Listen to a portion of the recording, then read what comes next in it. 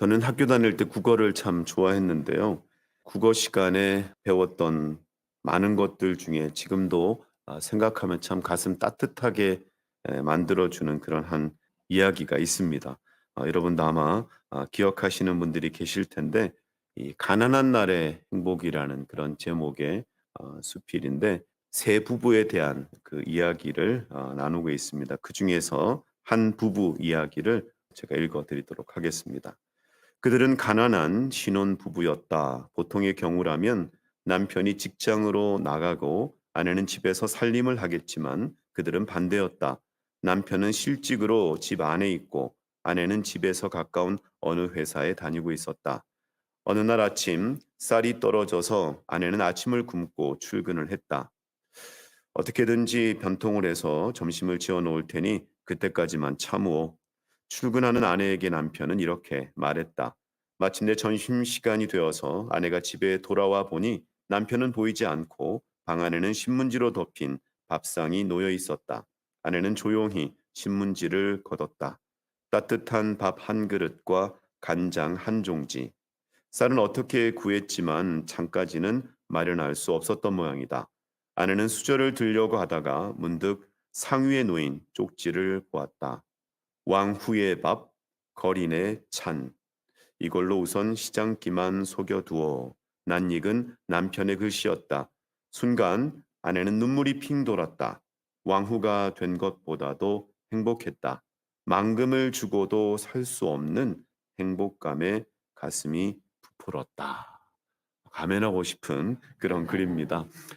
가난했지만 그 속에 사랑이 있고 또 서로를 아끼고 헤아리는 마음이 있기에 만금을 주고도 살 수 없는 그 행복감, 그리고 그 어떤 왕후보다도 행복한 느낌을 아내가 받았습니다. 가난했지만 참으로 행복한 부부의 모습을 보여주고 있습니다. 백설기를 외치는 우리 교회는 100세가 될 때까지 우리 부부 관계는 아주 행복하고, 예, 세상 그 어느 연애하는 젊은 부부보다 더 사랑이 넘치고 그런 행복한 그런 부부 생활할 수 있기를 예수 그리스도 이름으로 축복합니다. 또 우리 교회 생활도 마찬가지입니다. 우리 교회도 비록 작지만 그런 가운데서도 그 어떤 교회보다 부럽지 않은 그런 놀라운 은혜와 그런 행복이 우리 교회 가운데 있기를 예수 그리스도 이름으로 축복합니다. 오늘 말씀해 보니까 예수님께서는 6월절에 예루살렘으로 올라가시게 됩니다. 6월절은 패스오버입니다. 제가 여러 번 강조하지만 6월에 지키기 때문에 6월절이 아니라 패스오버, 의미는 넘어가다, 지나가다라는 그런 뜻이죠. 우리가 잘 알고 있는 것처럼 하나님께서 이스라엘 백성들을 출애굽시키기 위해서 애굽에서 10가지 재앙을 내리게 되는데, 마지막 재앙인 장자의 죽음에서 하나님께서 이스라엘 백성들에게 특별한 일을 하게 합니다.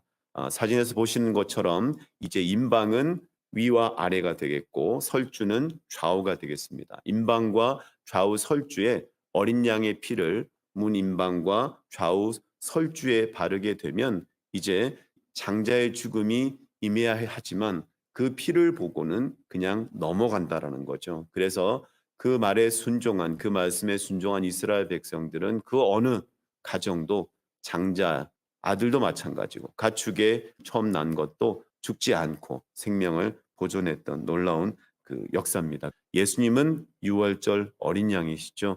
이스라엘 백성들의 어떤 삶과는 상관없이 하나님께서 은혜로 그들에게 임방과 좌우 설주에 어린 양의 피를 바르면 그 장자의 죽음의 재앙이 임하지 않을 것이다라고 말씀하셨는데, 이제 우리에게는 예수 그리스도의 보혈을 믿는 그 믿음을 통해서 우리는 죄와 사망에서 자유함을 얻고 이미 우리는 영생을 누리고 있음을 여러분 감사하시기를 바랍니다.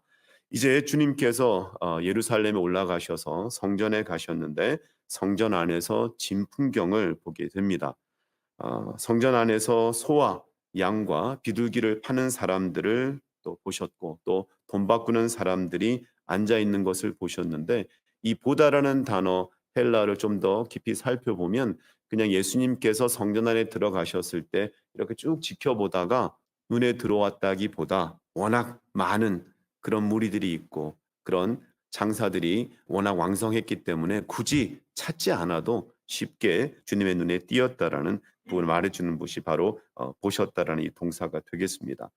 이제 그러면서 특별한 일을 하시게 되는데 그 전에 슬라이드 하나 더 넘겨주시죠. 거기 보면은 성전의 모습이 나오죠. 저 성전은 실제로 있는 것은 아니고요. 이미 성전은 다 무너졌기 때문에 당시 헤롯 성전을 이렇게 사진으로 복원해서 만들어 놓은 겁니다. 별표가 두 개 나와 있는 부분이 바로 거기가 이제 이방인의 뜰이죠. 사실은 그 성전 바깥에 있는 부분이고 이제 그 안으로 들어가야 이제 진짜 성전이 되는 거고 그 성전과 이방인의 뜰, 나머지 큰 테두리에 있는 곳까지 다 포함을 해서 이제 헤롯 성전이라고 하는데 이렇게 양과 소와 또 비둘기를 팔고 또 돈을 바꿨던 그 사람들은 이방인의 뜰에서 했다고 이제 성경학자들은 보고 있습니다. 또 그렇게 해야만 되고요. 근데 이제 이 상황 자체는 당시 상황으로 볼 때 자연스러운 상황이라고 볼 수가 있는데 왜냐하면 그때 당시만 해도 이스라엘 백성들은 이스라엘 땅에서만 살았던 것이 아니라 디아스포라라고 해서 각 나라에 흩어져서 살아가게 되죠. 그러다 보니까 하나님께서 절기를 지키라고 명령하셨고 그 절기를 지키기 위해서 이제 예루살렘으로 올 때 이제 제물을 바쳐야 되는데 그 제물을 그 먼 곳에서부터 끌고 올 수가 없지 않습니까? 그래서 그 사람들의 편의를 위해서 부득이하게 이제 이방인의 뜰에서 그렇게 제물을 파는 이제 그런 상태가 됐죠. 또 한 가지는 이제 환전의 문제인데요. 당시에 통용됐던 화폐는 로마 시저의 얼굴이나 아니면은 우상들의 그런 얼굴, 이방 나라의 군주들의 왕의 얼굴이 있었기 때문에 그것은 만 20세 되는 남자들이 성전세를 반세계를 바쳐야 되는데 거기는 합당치가 않습니다. 세속적인 것이기 때문에. 그래서 유대인의 화폐를 성전세로 바쳐야 되는데 그것을 하기 위해서 또 환전이 필요했던 거죠. 그렇기 때문에 어떻게 보면 부득이하게 어쩔 수 없이 이방인의 뜰에는 그런 재물을 파는 장사들이 있어야 했고 또 환전을 해주는 사람들이 필요했던 상황입니다. 그런데 주님께서는 그 상황을 너무나 당연한 현상으로 받아들이지 아니하시고 노끈으로 채찍을 만드셔서 양과 소를 다 성전 밖으로 내보내시고 돈 바꾸는 사람들의 돈을 쏟으시고 상을 엎으시는 일대 소동을 예수님께서 벌이십니다. 왜 그랬는지 16절 말씀에 나오는데 같이 읽겠습니다. 16절 말씀 시작. 비둘기 파는 사람들에게 이르시되 이것을 여기서 가져가라. 내 아버지의 집으로 장사하는 집을 만들지 말라 하시니 이유는 바로 아버지의 집 성전을 장사하는 집으로 만들고 있었기 때문입니다. 아까 말씀드린 것처럼 애초에는 굉장히 자연스럽게 또 부득이하게 시작된 그 일들이었지만 이제 그것이 변질이 되게 됩니다. 하나님 앞에 바치는 제물은 항상 흠이 있으면 안 되죠. 흠이 있느냐 없느냐를 판단하는 사람들이 제사장들이었는데 이 제사장들이 호락호락하지 않았던 것입니다. 이 거룩함에 엄격했던 것이 아니라 자신들의 배를 불리기 위해서 이 적격 심사를 이용했던 것입니다. 직접 가져오거나 부득이하게 성전 바깥에서 산 재물은 흠이 없는 짐승이라도 흠이 있는 짐승이라고 해서 받아주지 않습니다. 그리고는 이제 흠이 있는 짐승이라고 낙인이 찍히게 되면 그것은 더 이상 소용이 없으니까 나중에 그 헐값으로 성전에서 매입을 하게 되고 나중에 이제 성전에서 이제 그것을 판매할 때는 고가로 그 재물을 팔게 된 것입니다. 그러면서 부를 늘리고 그것으로 그들의 권력을 유지했던 것입니다. 환전의 경우도 마찬가지입니다. 환전할 때 적게는 10%에서 20%까지 수수료를 받아서 환전을 해줬다고 하는데 하나님 앞에 절기를 지키러 왔던 이 사람들에게는 진짜 울며 겨자 먹기로 재물도 사고 환전해야 되는 이제 그런 경우가 생겨나게 됐던 것입니다. 예수님께서 성전 정화를 예수님의 사역 초기에도 하시고 사역이 끝나는 마무리 지점에서도 한 번 더 하시게 되는데 이때는 장사하는 집으로 만든다라고 말씀하셨는데 나중에는 예수님께서 강도의 소굴이라는 표현을 쓰고 있습니다. 전혀 나아지지 않는 그런 모습들을 바라볼 수 있는데 오늘 말씀의 제목이 아버지의 집입니다. 하나님 아버지의 집인데 우리 하나님 아버지의 집은 어떤 곳입니까? 아버지의 집에서 하나님 아버지께 제사를 드리죠. 제사를 드리면서 우리의 죄를 용서받게 되고 그 죄를 용서받음으로 주님과 화목하게 되고 또 사람들 간에 화평의 제사를 지내기도 하고 감사의 제사기를 지내기도 하고 또 주님 앞에 헌신하는 그런 제사를 지내는 곳이었습니다. 은혜가 있는 곳이었고요. 용서가 있고 감사가 있고 찬양이 있는 그런 곳이었습니다. 시편 23편 6절 말씀 내 평생에 선하심과 인자하심이 반드시 나를 따르리니 내가 여호와의 집에 영원히 살리로다. 아멘. 하나님 아버지가 계신 곳이 아버지의 집입니다. 여호와께서 계신 곳이 바로 여호와의 집입니다. 다윗은 그렇게 고백하죠. 내가 여호와의 집에 영원히 살리로다. 아멘. 우리 같이 한번 고백해 보실까요? 내가 하나님의 집에 영원히 살겠습니다. 아멘. 시편 84편 고라자손의 고백입니다. 만군의 여호와여 주의 장막이 어찌 그리 사랑스러운지요. 내 영혼이 여호와의 궁정을 사모하며 쇠약하며 내 마음과 육체가 살아계시는 하나님께 부르짖나이다. 나의 왕 나의 하나님 만군의 여호와여 주의 제단에서 참새도 제 집을 얻고 제비도 새끼들 보금자리를 얻었나이다. 주의 집에 사는 사람들은 복이 있나니 그들이 항상 주를 찬송하리이다. 주께 힘을 얻고 그 마음에 시온의 대로가 있는 자는 복이 있나이다. 그들이 눈물 골짜기로 지나갈 때에 그곳에 많은 샘이 있을 것이며 이른 비가 복을 채워 주나이다. 그들은 힘을 얻고 더 얻어 나아가 시온에서 하나님 앞에 각기 나타나리이다. 만군의 하나님 여호와여 내 기도를 들으소서. 야곱의 하나님이여 귀를 기울이소서. 우리 방패이신 하나님이여 주께서 기름 부으신 자의 얼굴을 살펴보옵소서.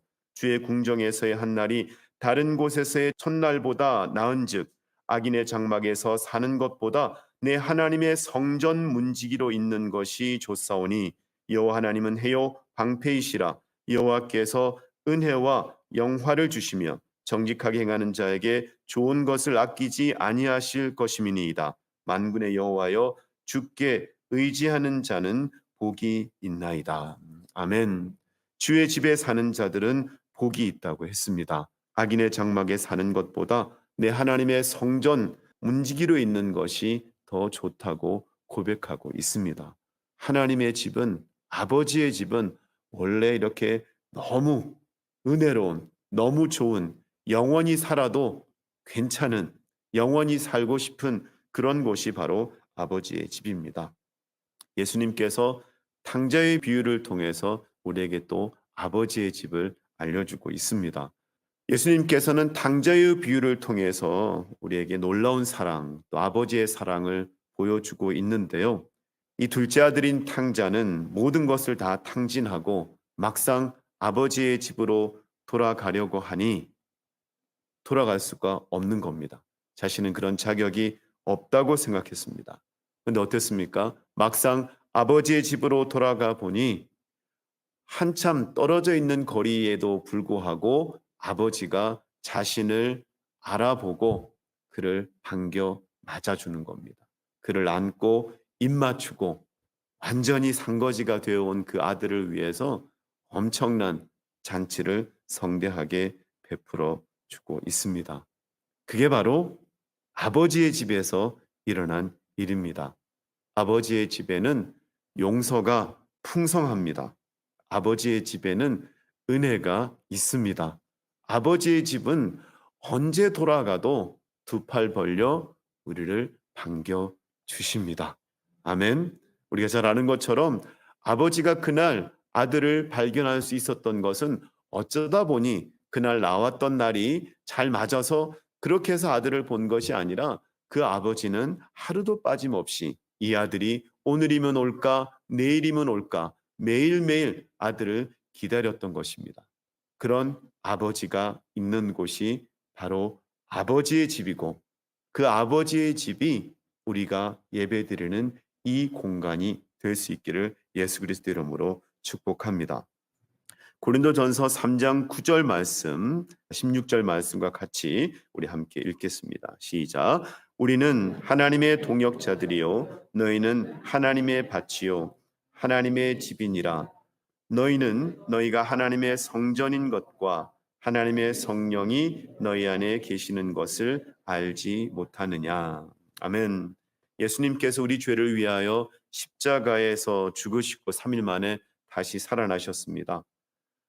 그리고 화려하고 웅장한 그곳에 주님께서 계셨던 것이 아니라 참으로 연약하고 허물 많은 우리에게 성령을 주셔서 영원토록 우리와 함께 하시는, 우리로 하여금 하나님의 성전이 되게 해주셨습니다.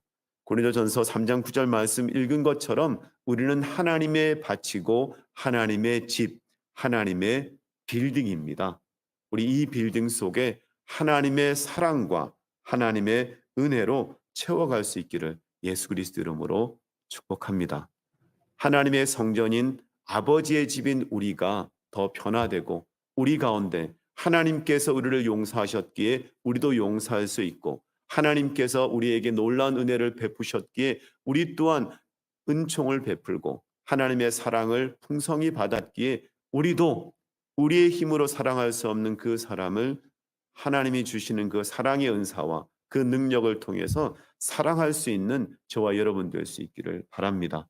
그래서 우리 교회가 당자가 기대하지 못했던 그런 놀라운 환영과 그런 잔치를 그가 받았던 것처럼 이제 여러 가지 이유 때문에 교회를 떠나 있던 그러한 사람들이 우리 교회로 왔을 때 우리를 의식할 필요도 없이 그저 반겨주시는 그 하나님의 그 놀라운 사랑을 우리를 통해서 체험되어지고 우리를 통해서 느낄 수 있는 그와 같은 역사가 나타날 수 있기를 예수 그리스도 이름으로 축복합니다.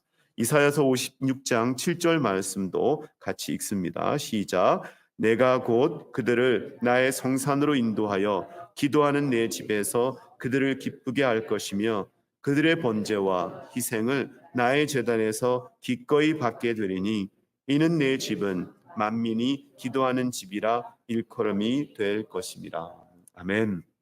우리 교회가 기도로 풍성한 그런 교회 될 수 있기를 예수 그리스도 이름으로 축복합니다. 그래서 그 기도를 통하여서 우리가 모일 때마다 하나님의 임재를 느끼고 하나님을 만나고 주의 음성을 들으면서 우리가 소망 가운데 더 변화되고 새로워지는 귀한 역사 나타날 수 있기를 예수 그리스도 이름으로 축복합니다. 같이 한번 고백해 보실까요? 우리 교회는 아버지의 집입니다. 아멘.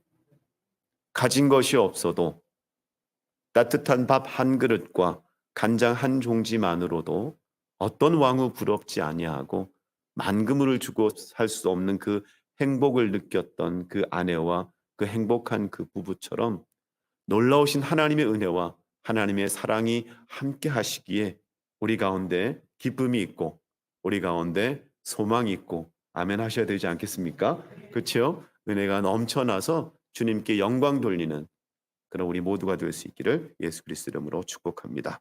기도하겠습니다. 말씀이 삶으로 삶은 예배로 생명의 그 말씀 나를 이끄시네. 나의 가는 걸음마다 주의 빛 비추시네. 나 오직